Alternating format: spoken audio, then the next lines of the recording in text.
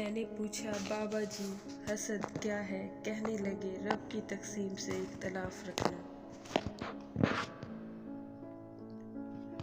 جس کا بھروسہ اللہ ہو ان کی منزل کامیابی ہے۔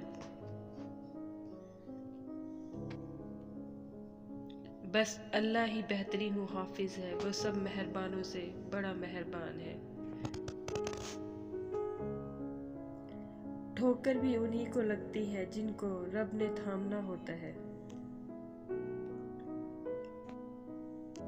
بعض خواہشات کا مر جانا ہی اچھا ہوتا ہے، کیونکہ اگر وہ نہیں مرتی تو وہ آپ کو مار دیتی ہے۔ عرش والے سے رابطہ مضبوط ہو تو فرش والے کچھ نہیں بگاڑ سکتے۔